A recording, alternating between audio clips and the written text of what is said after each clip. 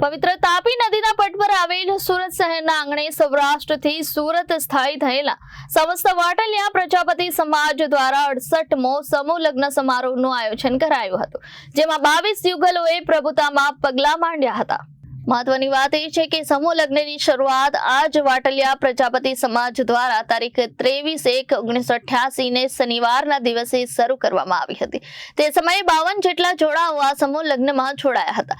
આજે 68માં સમૂહ લગ્ન થવા જઈ રહ્યા છે, જેમાં 22 જેટલા યુગલો પ્રભુતાના પગલાં માંડી રહ્યા છે। આ કાર્યક્રમમાં ધારાસભ્ય વિનુ મોરડિયા તેમજ સ્થાનિક કોર્પોરેટરો પણ ઉપસ્થિત રહ્યા હતા।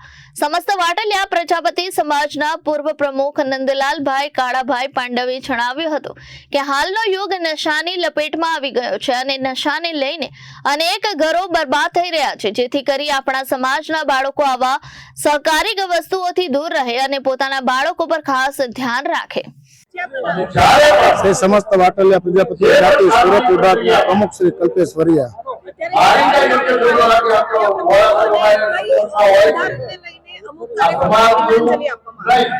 आज सूरत में अंदर समस्त वाटलिया प्रजापति जाति द्वारा 68मो समूह लग्न समारोह થઈ રહ્યો છે। એમાં અમે ટાઇટલ આપ્યું દીકરી એટલે વાત્સલ્યનું જળનું। આ દીકરી એટલે વાત્સલ્યનું જળનું એ 68મા સમૂહ લગ્નમાં 22 નવદંપતીઓ જોડાયા છે અને સાથે સમાજની અંદર અમારે એક જ સંદેશો પાઠવ્યો હતો કે ખોટા ખર્ચા ન થાય અને સમાજ એક દરેક તૂટતો બચે આગળ વધે એમાં અને સાથે સાથે પ્રિવેડિંગ ન કરે, સાથે સાથે જે પણ ખોટા ખર્ચાઓ થઈ રહ્યા છે સમાજને વાના રસમ ફૂલોકી રસમ એ ન થાય એવી અમારી સમાજના હોદ્દેદાર તરફથી અમારી અપીલ છે।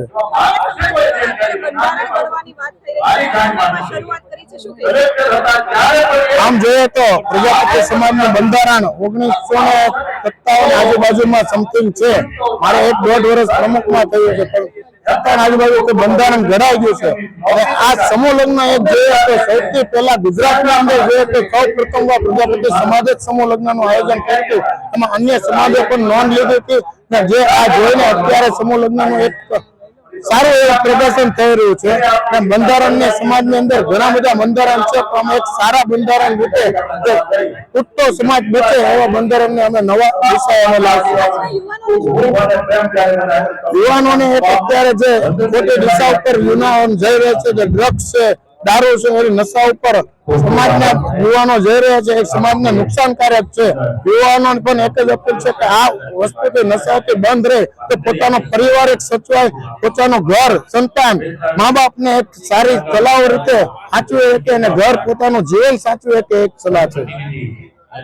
Reporter Arvind Rathod, Janadesh news, Surat.